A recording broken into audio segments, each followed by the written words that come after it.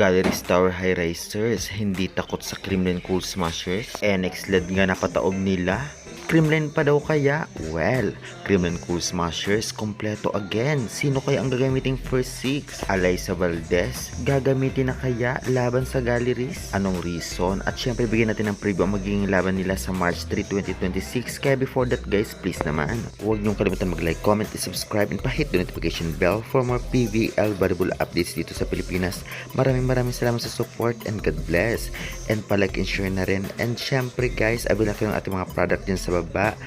Kremlin t-shirt, syempre sports shoes at sports bag at iba pa. Maraming salamat. Well, ang laban nga ng Kremlin versus Galleries ay magaganap sa March 3, 6:30 PM at ang venue nito ay sa PhilHealth Center at mapapanood so One Sports Plus sa cable, Pilipinas Live Signal application at syempre PBL.ph Live.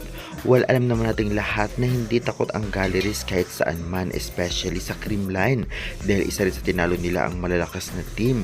Kaya naman hindi dapat magpakampante ang Kremlin dito sa Galleries kahit na nasa mababang rank sila ngayon na talagang nagpapahirap at minatalo ng malakas na team at bilog pa ang bola. Kaya naman tiyak ang gagamitin first six ng Kremlin ay yung consistent kagaya ng nakaraang laban. I think hindi na muna talaga papalaruin o ibababad si Valdez dahil maganda ang laro ni Nadia Magalan sa Pons at Tots Carlos. Bali ang tabay lamang sina MG at Alyssa bilang reserba sa kanya kapag walang laro. Ganun pa man, malakas pa rin ang Kremlin based sa pinakitang laro nila ng nakaraan.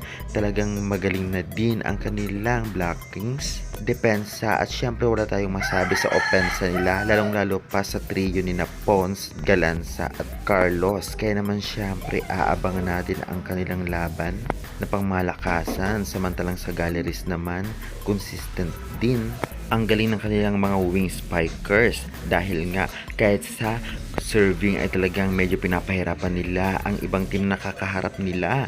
Kaya naman tiyak talagang magandang laro ang ating matutunghayan. Okay din ang setter nitong Galleries, si Coronel, na talagang unstoppable din at nagagamit yung galing niya sa Alas Pilipinas.